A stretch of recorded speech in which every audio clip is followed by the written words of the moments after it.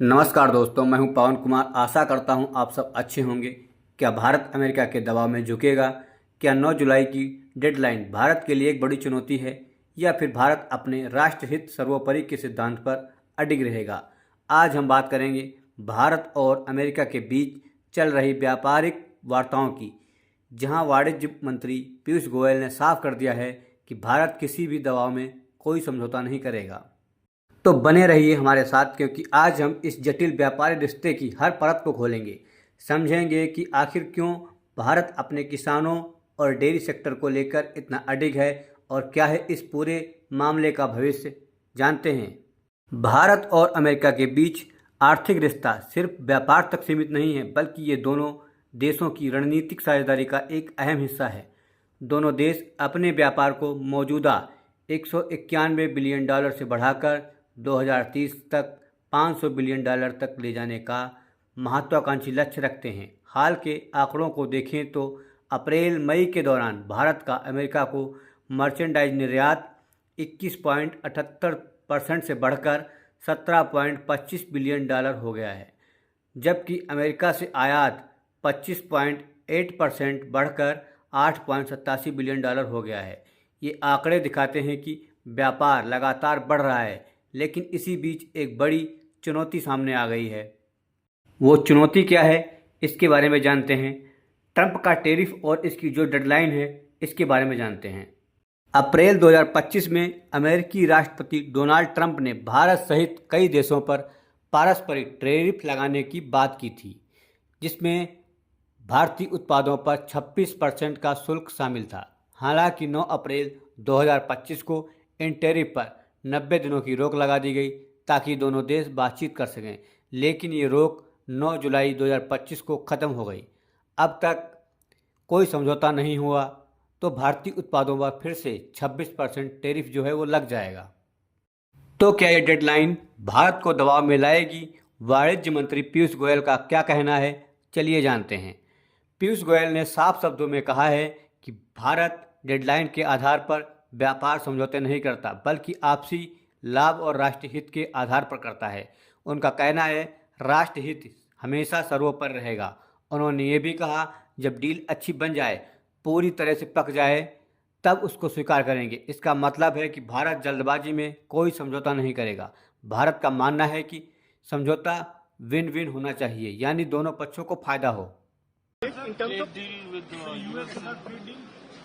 मैंने आपको कई बार बताया कि भारत अपने शर्तों पर चर्चा करता है। अलग अलग देशों के साथ चर्चा चल रही है। यूरोपियन यूनियन हो, न्यूजीलैंड हो, ओमान हो, यूएसए हो, चिली हो, पेरू हो, कई देशों के साथ एग्रीमेंट की बात चल रही है। फ्री ट्रेड इस बातचीत में सबसे बड़ा गतिरोध कृषि और डेयरी उत्पादों को लेकर है। भारत अपने संवेदनशील कृषि और डेयरी क्षेत्रों में शुल्क कटौती का कड़ा विरोध कर रहा है। पीयूष गोयल ने स्पष्ट किया कि मोदी सरकार के लिए किसानों का हित हमेशा सर्वोपरि है। भारत में लाखों छोटे किसान इन क्षेत्रों पर निर्भर हैं, और ये उनके लिए आजीविका का सवाल है। जेनेटिकली मॉडिफाइड फसलों पर भी भारत का रुख स्पष्ट है। भारत में जीएम खाद्य फसलों पर प्रतिबंध है, जबकि अमेरिका में अधिकांश मक्का और सोयाबीन जीएम आधारित है। हालांकि भारत सेल्फ सर्टिफिकेशन तंत्र के माध्यम से कुछ जीएम मुक्त पशु आहार उत्पादों के आयात की संभावना तलाश रहा है। डेयरी सेक्टर भारत में सांस्कृतिक और आहार संबंधी प्राथमिकताओं के कारण विशेष रूप से संवेदनशील है, और भारत ने अपने किसी भी एफटीए में इस क्षेत्र में कोई रियायत नहीं दी है। तो अमेरिका क्या चाहता है और भारत की क्या मांगे हैं? क्या कोई बीच का रास्ता निकल पाएगा? चलिए जानते हैं।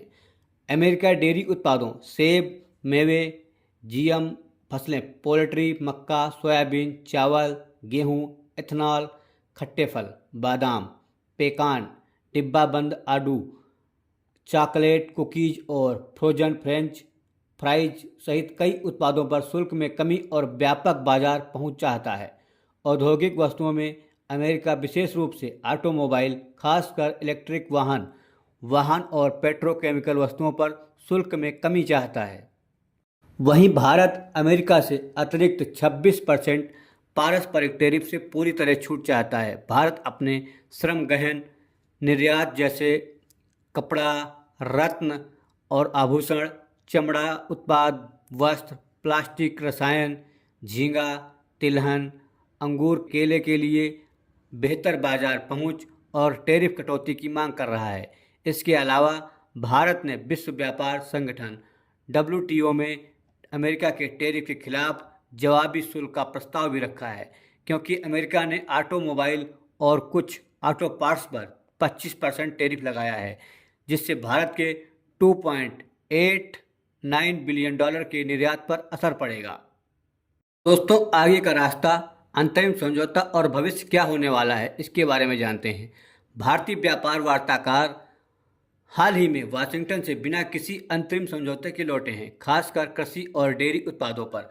हालांकि बातचीत अभी भी जारी है और 9 जुलाई की डेडलाइन से पहले एक अंतरिम समझौते की उम्मीद है। ये मिनी डील एक बड़े द्विपक्षीय व्यापार समझौते की पहली कड़ी होगी।